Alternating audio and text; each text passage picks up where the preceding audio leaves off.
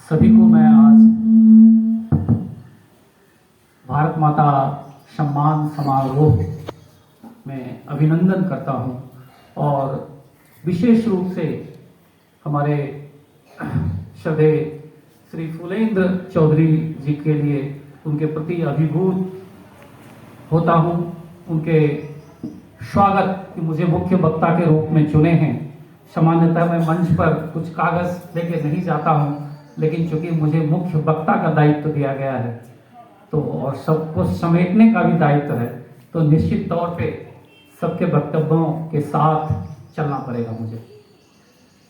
भारत माता अभिनंदन समारोह बहुत खूबसूरत देश है हमारा, जहां एक ओर आज हम भारत माता सम्मान समारोह आज़ादी के 75वें वर्षगांठ अमृत महोत्सव के कार्यक्रम के रूप में देश के विभिन्न हिस्सों में मना रहे हैं।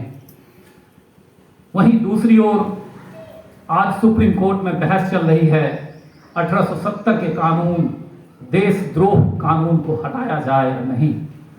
आज देर रात्रि तक इस पर निर्णय भी आ जाएगा।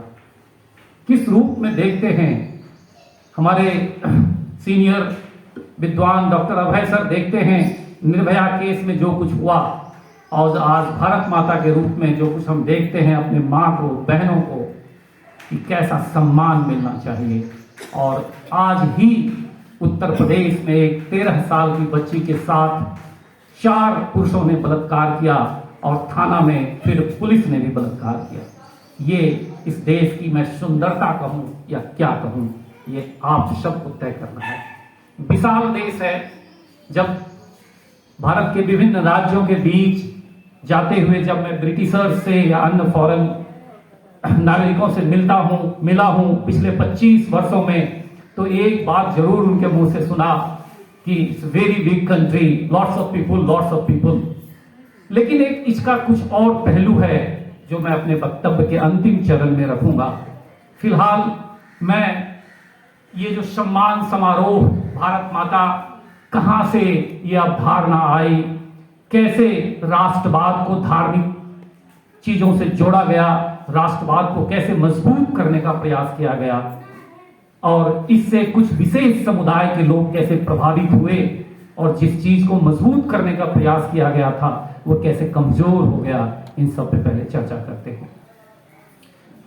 फ्रांस की राज्य क्रांति में सबसे पहले एक एलोवरी का चित्र हम लोग पढ़े हैं इतिहास में। मैं इतिहास का छात्र हूं, विद्यार्थी हूं, शिक्षक भी हूं, थोड़ा बहुत पढ़ा लेता हूं, तो उसी माध्यम से हमने ये पढ़ा कि सबसे पहली ऐसी अवधारणा जिसमें मां को स्त्री रूप में दिखा करके कैसे प्रेम के साथ जोड़ा जाता है, एक एडहेसिव, एक फैंटासिज्म, एक बॉन्ड से कैसे लाया जाता है, ये फ्रांस में देखने को मिलता है। और फ्रांस की राज्य क्रांति में इसकी बड़ी बेहतरीन उदाहरण के रूप में आता है। और वैसे लोग जिनको राज्य क्रांति से कोई मतलब नहीं था, लोकतंत्र से कोई मतलब नहीं था, वो सब जुड़ जाते हैं इस आंदोलन में। फ्रांस की राज्य क्रांति भी अपने आप में बड़ी अनूठी थी, जहां अमेरिका एक ओर लोकतंत्र के लिए लड़ रहा था, वहीं दूसरी ओर फ्रांस उसी लोकतंत्र तक पहुंचने के लिए राजतंत्र से बाहर निकलने की कोशिश कर रहा था। और उस बीच हम हिंदुस्तानी मां भारती के संतान अपने जीवन को किसी तरह से ब्रिटिशर्स के गुलामी में अपने अभिव्यक्ति को दबाते हुए, अपने विचारों को संप्रेस करते हुए, अपने वाणी को रोकते हुए अपना जीवन जी रहे थे। इसी बीच 1857 की लड़ाई के बाद देश में एक एकता देखने को मिली। निश्चित तौर पे ये एक पूरे देश की क्रांति नहीं थी। मैं इतिहास का विद्यार्थी हूं, इस बात पर आप लोग विश्वास कर सकते हैं। भारत के बहुत हिस्से इसके लिए अछूते रहे, लोगों की अपनी अपनी निजी लड़ाइयां थी। लेकिन एक बात जो थी, जो सबसे अहम थी, कि लोगों के मन में, एक जहन में एक बात उठी, वो बात ये थी कि ये देश मेरा है। ब्रिटिशर्स बाहरी लोग हैं, ये बाहरी लोग आकर के हमारे ऊपर शोषण करते हैं। तो ये जो हक की बात उसके मन में उठी, ये अब दबने वाली बात नहीं थी। हिंदुस्तानी बड़ी जिद्दी रहे हैं, इतिहास गवाह है कि चाणक्य कैसे जो है तना में मट्ठा डाल के उसको जड़ से उखाड़ने का प्रमाण किए थे।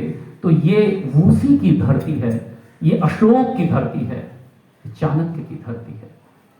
उसी के हम लोग वंशज हैं, हमारे अंदर भी वो गुण है। तो ये राष्ट्रवादी आंदोलन उत्तरोत्तर में यही आंदोलन कहलाया। 1870 की बंगाल की अकाल आप लोग पढ़े होंगे इतिहास में।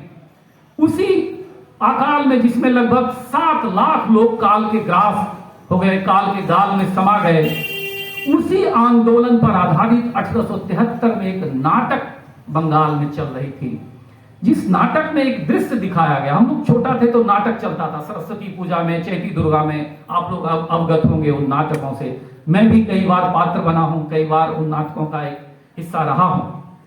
तो उस नाटक में बड़ी सुंदर चीज दिखाई गई थी। उसमें दिखाया गया था कि एक दंपत्ति को उस लुटेरों ने जंगल में घेर लिया और उस जंगल में घेरे हुए लुटेरे ने उस महिला के चरित्र का हनन करने का प्रयास किया। उसी बीच एक पुजारी किसी प्रकार संघर्ष करते हुए उसको वहां से बचाते हैं।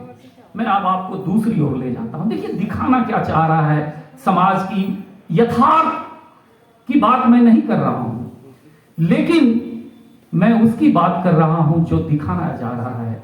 पुजारी को एक सज्जन के रूप में दिखाया जा रहा है, पुजारी को एक साधु के रूप में दिखाया जा रहा है। यथार्थ आप हम सभी अवगत हैं, दोनों हैं। वो उनका क्या रूप है वो मैं आप तक वो प्रश्न छोड़ता हूं, लेकिन नाटक जो दिखाया गया था उसमें उस पुजारी को व्यभिचारी नहीं दिखाया गया, उस महिला को बचाने वाला एक रक्षक के रूप में दिखाया गया। उसके बाद वो पुजारी उसको वहां से लेके जाते हैं मंदिर में, और मंदिर में एक तस्वीर दिखाई जाती है। ये पहला समय था जब भारत माता का तस्वीर हिंदुस्तान में कभी किसी ने देखा हो। 1873 का वो नाटक जो बंगाल में अपनाई गई थी। बाद में बंकिम चंद्र चटर्जी के आनंद मठ में भारत माता का जो शब्द आया, जिसमें बाद में 1882 ईस्वी में उसका मंचन किया गया नाटक के रूप में भी, वहां से लोगों के जहन में भारत माता आनी शुरू हो गई। अब एक बड़ी सुंदर बात अभय सर बोले और रामरेखा सर बहुत सुंदर ढंग से इसको जोड़े, और बाद में शमसी सर बड़ा इसमें संजीदगी से इस बात को लाए कि एक दलित के घर में एक उच्च वर्ग के लोग भोजन करके सोचते हैं कि मैं उसके ऊपर एहसान कर रहा हूं। अब मैं आपको 1905 और 1909 की वो पेंटिंग की ओर लेकर के चलूंगा, जो आज से 113 वर्ष पूर्व जो कुछ आज शमसी सर और रामरेखा सर ने कहा वो लोगों ने देख लिया। 1905 में एक पेंटिंग आई थी, जिस पेंटिंग में भारत माता अपने बच्चों को समेटे हुए थी। ये पेंटिंग बड़ी चर्चा में रही, ये पेंटिंग खूब चर्चा में रही। भारत माता, भारत का तस्वीर के बीच भारत माता थी और अपने बच्चों को समेटे हुए थी। और एक मां के लिए उसका चाहे विकलांग बच्चा हो, जो कि रामरेखा सर चर्चा किए, या फिर उसका दलित बच्चा हो जो जैन शमसी सर चर्चा किए, या फिर समाज से जो बहिष्कृत किए जा रहे हैं, जिनको हक नहीं दिया जा रहा है, जिनका डॉक्टर अभय सर चर्चा किए, सभी बच्चे समान होते हैं। वो मां उन बच्चों को समेटे हुई थी। बाद में इसी तस्वीर को तमिल पत्रिका में बहुत स्थान दिया गया और तमिल पत्रिका में इसको लेकर के लोगों के बीच आपसी प्रेम बढ़ा। तो ऐसे कई माध्यम हैं जिसमें हमारे अंदर राष्ट्रवाद को जागृत किया जाता है। यह अलग बात है कि हम क्या जागृत करते हैं। अब मैं आपको वहां लेके चलता हूं जहां मैंने कहा था कि अंग्रेज से जब मैं मिला हूं, ब्रिटिशर से, तो वो कहते हैं कि लॉट्स ऑफ पीपल, लेकिन हम क्या नहीं देखते हैं, ये अंग्रेज नहीं कहते, वो आपको सोचना है। Lots of selfishness, lots of egos, lots of shallow desire, lots of earnestness, and very less existential attitude. ये भी देखते हैं जो अंग्रेज नहीं कहते। आज आप हम सभी अपने दिल पर हाथ रख करके सोचिए, हम लोग भारत माता के पुत्र हैं, संतान हैं, हम बराबर हैं। क्या हम बराबर हैं? क्या हम दूसरे को बराबरी से देखते हैं? क्या इस सभा से बाहर निकलने के बाद मैं उस अंतिम पंक्ति में बैठे हुए व्यक्ति को उसी नजर से देखूंगा, या जो लोग समाज के उच्च वर्ग के हैं जहां तक मेरी आवाज जा रही है, क्या वो मुझे उसी नजर से देखेंगे? क्या मेरा व्यक्तित्व समान है एक पुत्र के रूप में, एक भाई के रूप में, एक पिता के रूप में? ये सबको सोचना पड़ेगा, उत्तर मिल जाएगा। मुझे या किसी और को बताने की जरूरत नहीं है। राष्ट्रवाद लाने के लिए यह धार्मिक से जोड़ने की प्रक्रिया फिर होती है, क्योंकि आपको सुंदर बनाया जाए, आपको राष्ट्रवादी बनाया जाए। 1920 में बनारस में एक और मंदिर बनती है मां भारती का, जिसमें सिर्फ संगमरमर की कोई एलावरी नहीं होती है, संगमरमर की रेखा चित्र भारत माता की होती है, जिसका महात्मा गांधी उद्घाटन करते हैं। और बड़ी मजे की बात है कि उस समय महात्मा गांधी, भगत सिंह, सुभाष चंद्र बोस, नेहरू जैसे लोगों के समकक्ष भारत माता आ जाती है, और लोग उतना ही सम्मान उस मंदिर को देते हैं, बनारस में बने मंदिर को, जितना कि नेहरू, गांधी और सुभाष और भगत सिंह को मिल रहा हो। अब देखिए, एक चीज जिससे मैं बड़ा भयभीत हो जाता हूं, वो चीज है धर्म। राष्ट्रवादी आंदोलन को मजबूत करने के लिए सबको पता है, कार्ल मार्क्स ने भी कहा है कि धर्म एक ओपियम है, लेकिन यही धर्म आपके अंदर एक लड़ने की शक्ति भी देता है। मैं सेना में भी रहा हूं और कारगिल के युद्ध में भाग भी लिया हूं मैं। तो कैसे ये धर्म के जो शब्द हैं, जो बानियां हैं आपके अंदर को कैसे जागृत करता है, क्योंकि हम जन्म से जिस माहौल में रहे हैं वो सभी बंधनों को चीरते हुए जीत जाता है।